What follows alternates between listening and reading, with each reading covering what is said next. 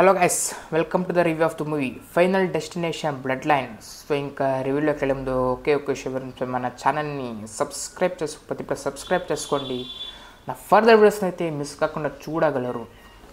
So ఇంకా final destination part 6 movie గురించి చెప్పాలంటే మూవీ అయితే సూపర్గా ఉందని చెప్పొచ్చు. అదే మనకు తెలిసిందే, ఫైనల్ డెస్టినేషన్కి ఎంతో పెద్ద ఫ్యాన్స్ మనము, దాంట్లో నేను కూడా ఒక్కడిని. సో పార్ట్ 1 నుంచి అన్నీ చూడడం అయితే జరిగింది, అన్నీ బాగున్నాయి. సో ఇది కూడా బాగానే ఉందని చెప్పొచ్చు. సో దీంట్లో మన కాన్సెప్ట్లు అన్నీ ఒకటే ఉంటాయి. పార్ట్ 1 నుంచి చూసుకుంటే మనము చంపడం, ఇది చనిపోవడమే ఉంటుంది అంతే. ఇప్పుడు మనుషులు ఎలా చనిపోతారు, ఎంత ఘోరంగా ఎంత నీచంగా చనిపోతారు అనేది ఫైనల్ డెస్టినేషన్ ఒక కాన్సెప్ట్.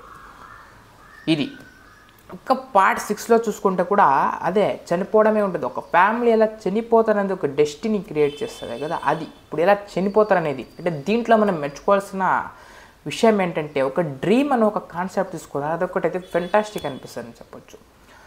సో ఇది మనకి కొద్దిగా అనిపిస్తుంది, ఏమనిపించదు. ఎందుకంటే మనకు తెలిసిందే అనవసరంగా మనుషులు చనిపోవడం, ఇంకా ఇది ఒక పెద్ద కాన్సెప్టా అని చెప్తారు. కానీ ఇది కాన్సెప్ట్ నిజంగానే, ఎందుకంటే లాస్ట్లో మనకు అర్థమైంది ఏంటంటే ఇట్లా చనిపోవడం అయితే ఏదైతే ఉందో ఇది నిజంగా చనిపోయారు, ఇలాగే చనిపోయారు మనుషులు అని మనకి లాస్ట్లో అయితే చూపించడం అయితే జరుగుతుంది. అప్పుడైతే మనం ఓహో అవునా ఇలాగా అనిపిస్తుంది అని చెప్పొచ్చు. సో ఇది ఫైనల్ డెస్టినేషన్ ఒక కాన్సెప్ట్ థియరీ అని చెప్పొచ్చు. మన పార్ట్ 1 అప్పటి నుంచి చూసుకుంటే ఇప్పుడు ఇదైతే 14 years బ్యాక్ మనకి పార్ట్ 5 అయితే రావడం అయితే జరిగింది. సో ఈ పార్ట్కి ఫైనల్ డెస్టినేషన్ 10 పైన పోయి వెళ్ళిపోతుండే ఎప్పుడో. 14 years బ్యాక్ అంటే అది ఒక తమాషానా. అప్పటి నుంచి ఇప్పుడు వచ్చింటే ఇప్పుడు 6 కాదు, ఇప్పుడు మనం 13 14 గురించో మాట్లాడాల్సి వస్తుండే. ఫైనల్ డెస్టినేషన్ పార్ట్ 14 15 గురించి అయితే మాట్లాడాల్సి వస్తుండే, కానీ 6 అయితే మాట్లాడుతున్నాం ఎందుకంటే ఆఫ్టర్ లాంగ్ గ్యాప్ అయితే వచ్చింది ఫైనల్ డెస్టినేషన్ మూవీ అని చెప్పొచ్చు. సో మనకైతే బాగానే అనిపిస్తుంది. ఆ బ్లడ్ పాత్ అనేది మనకు సృష్టిస్తారు, ఎట్లా నీచంగా ఘోరంగా చనిపోవడం కూడా చూపిస్తారు మనకి అని చెప్పొచ్చు. So it's a total a certified.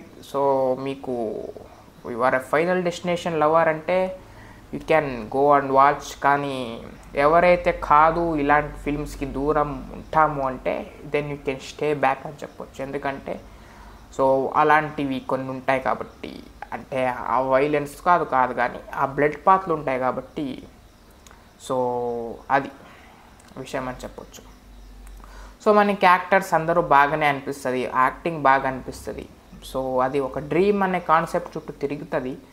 Movie అయితే సూపర్గా ఉంటుంది. ఫస్ట్ ఒక 20 minutes అయితే సూపర్గా అనిపిస్తుంది మూవీ. దాని తర్వాత కూడా బాగానే ఉంటుంది, కానీ మెయిన్ కాన్సెప్ట్ ఫస్ట్ నుంచే స్టార్ట్ అయిపోతుంది కాబట్టి సో మనం ఫస్ట్ నుంచి అలర్ట్గా కూర్చోవాల్సి ఉంటుంది. సో అది చెప్పాల్సిన విషయం. సో ఇంకా దాని తర్వాత మనకి లెంత్ కూడా తక్కువనే, ఒక 2 hours పైన ఉంది కానీ తక్కువనే మనకి. సో మనకేమిటి అక్కడ ల్యాగ్ అనిపించడం ఏమీ లేదు. సో మనకి లెంత్ కూడా ఏమంత లేదు కాబట్టి మనకి ఓకే, చూస్తున్నంతసేపు బాగానే అనిపిస్తూ ఉంటుంది.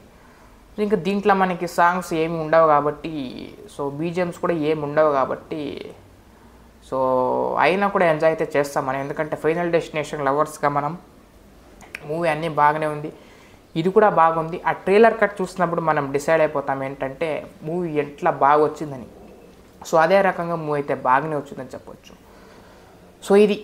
సో ఇంకా దీనికి మనం రేటింగ్ ఎంత ఇవ్వాలంటే we can give to 4.4 out of 5 అని చెప్పొచ్చు. సో ఇది గైస్ ఫైనల్గా final destination part 6 the blood lines అని చెప్పొచ్చు. సో ఇంకా ఫర్దర్గా కూడా ఫైనల్ డెస్టినేషన్ మూవీస్ రావాలి. సో ఇలాంటివి రావాలి. మనం ఫైనల్ డెస్టినేషన్ డెస్టినీలో ఉంటాం. సో ఆ జోన్లో మనం కూడా పై కూర్చుంటామని కాబట్టి లార్జ్ స్క్రీన్లో చూడండి. ఎంత పెద్ద స్క్రీన్లో చూస్తే అంత పెద్ద ఇంపాక్ట్ మీకు అయితే జరుగుతుంది. సో ఈ థ్రిల్ని ఎలాంటి కాకుండా మిస్ కాకూడదు, అందరూ చూడాల్సింది. సో ముఖ్యంగా ఫైనల్ డెస్టినేషన్ ఇష్టపడేవాళ్ళు.